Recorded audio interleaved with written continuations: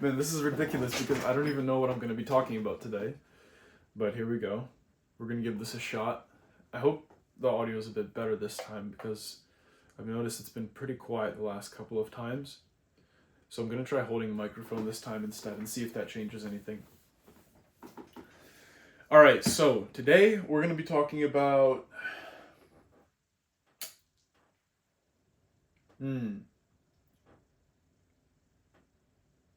Till kingdom come. Interesting phrase, right? What does it mean? A lot of people have a lot of interpretations. What does it mean, till kingdom come, right? Till kingdom come.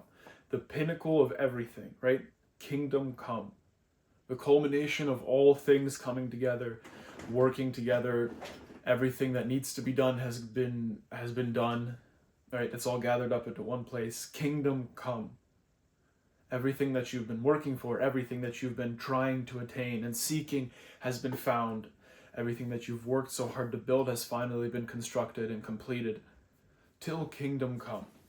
So this concept comes up a lot in religious conversations as well as conversations about, well, not in those exact words, till kingdom come, but this term in other words disguised by other words shows up a lot in discussions about business, discussions about finance, discussions about power, discussions about all kinds of things. It's just coded in different words, but ultimately, till kingdom come, I'm going to talk about what it means to me and why I have it written on my whiteboard. That's why I was looking over there.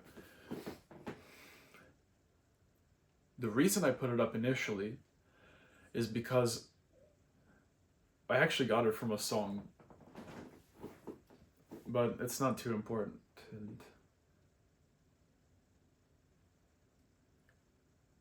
no, I'll cite the whole lyric. So the lyric is till the battle is won, till kingdom come. And and because I'm musically oriented, songs and lyrics and music, especially lyrics, but music very much so as well. But in this case, I'm referring to the lyrics. Lyrics have an extreme impact on me, especially if they're backed by very powerful music. And so this song saying till kingdom come, till the battle is won, right? There's no stopping, essentially, is what it means.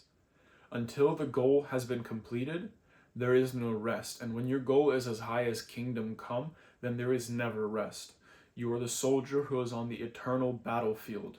You are on the front of an eternal enemy who will never let go of his land, who will never let go of his attack, of his pursuit. He's going to be pressing you till the end of time.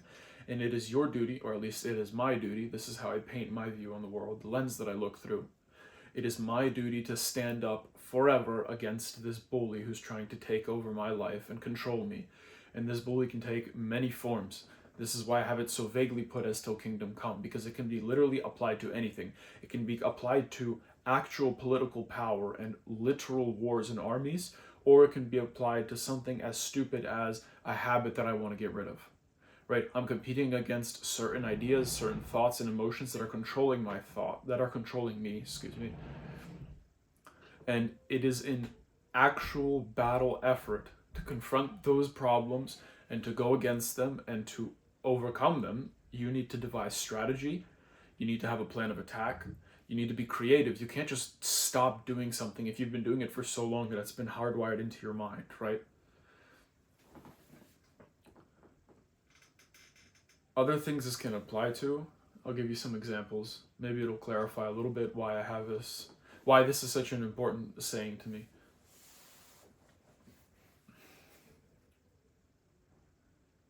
Getting up in the morning when you had no rest the night before, or you ate a bunch of crappy food and now you can't get enough energy to pick yourself up out of bed, especially when you're self-employed and the amount of income that you make and the work that you do is directly proportionate to your ability to convince yourself to do work. It's very important to have the ability to just shut up those thoughts and get out of bed. And sometimes there's excuses. Some of them are actually valid, but most of the time you're being lazy and your brain's doing a very good job most of the time I'm being lazy, and my brain is doing a very good job of convincing me to continue being lazy. So that's a battle, to turn off all kinds of lazy thoughts and emotions, to overcome the psychological barriers that are holding you from doing what you need to do. That's a battle. That's Till Kingdom Come. And that's not a small thing either, because if you can't get yourself out of bed in the morning, then you can't do anything for the rest of the day. If you sleep until 12, you feel like garbage. All your responsibilities have been pushed back, some of them canceled, some of them ruined, some of them lost completely. You've missed opportunities. You've missed plenty of opportunities. You've lost tons of time to do the things that you need to do, things that need to get done. Things that had to have gotten done are no longer able to be done because you stayed in bed, because you couldn't overcome the enemy that was inside of your own mind, because you couldn't believe until Kingdom Come strong enough to give you motivation and energy to climb out and face the day. That's why it's so vague, because this kind of a saying can be applied to literally anything you want. Any problem, any obstacle, any confrontation with any kind of foe, this can be applied. And if you give it enough gravity, if you attribute enough weight to the idea, and you allow it to persuade you strongly enough, then, at least in my experience, it's helped me so many times. It's helped me innumerable times to overcome laziness, foggy mind, physical fatigue. I've gotten second wind from just dwelling on certain thoughts or listening to certain words repeated back to me.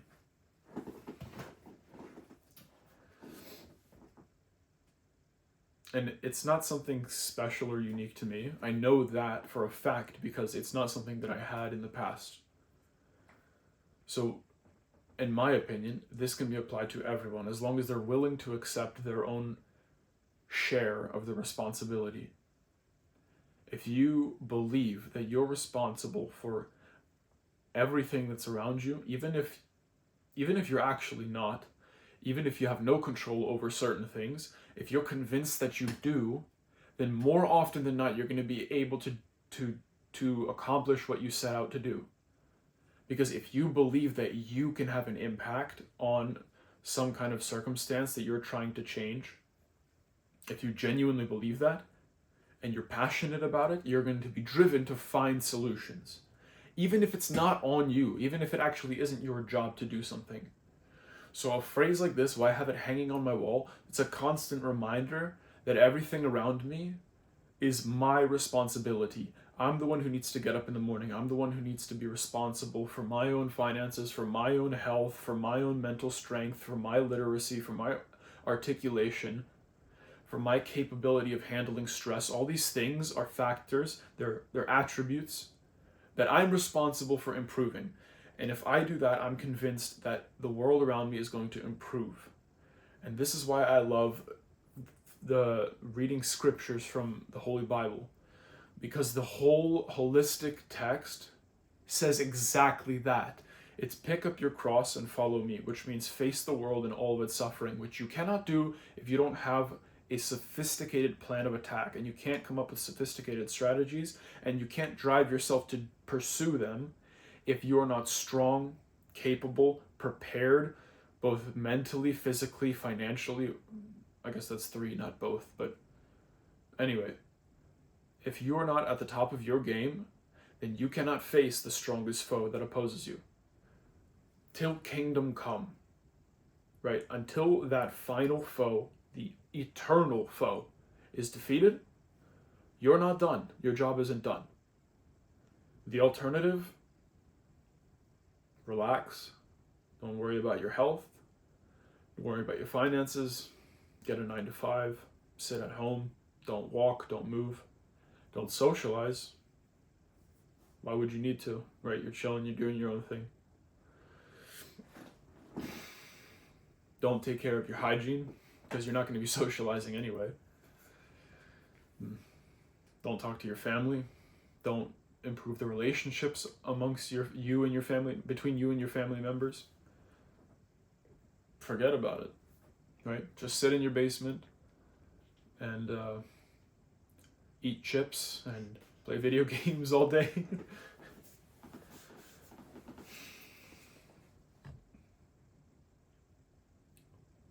But again, this isn't just me, because I didn't have these kind of thoughts even a year ago.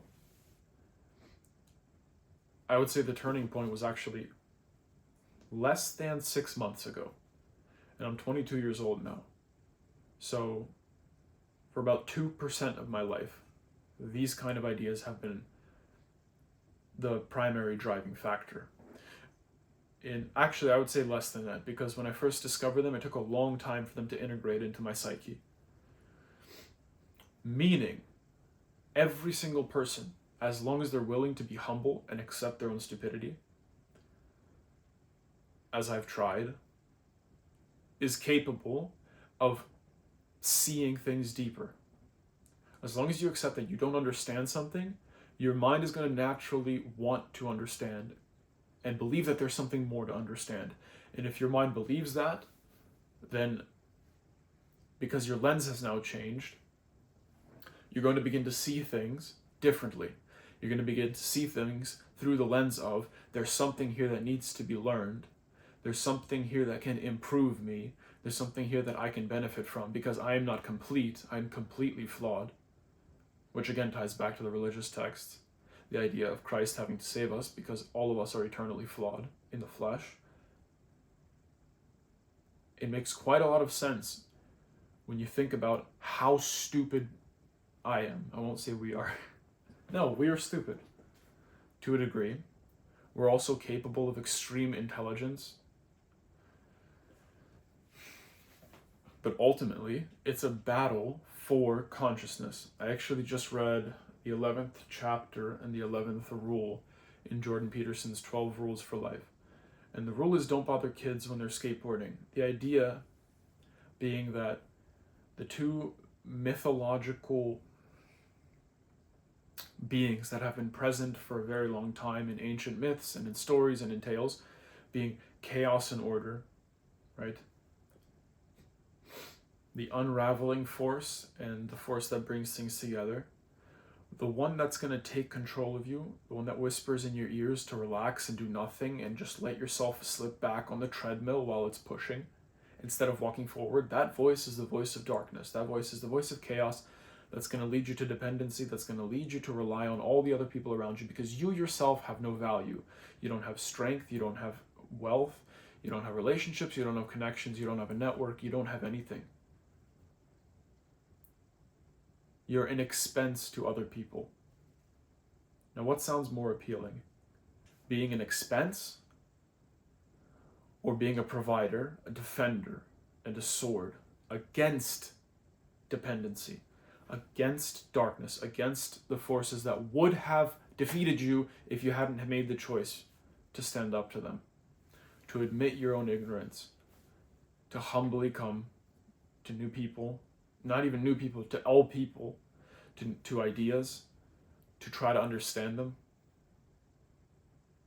I think that's the key to developing a lot more quickly in your life with regards to anything. A humble approach,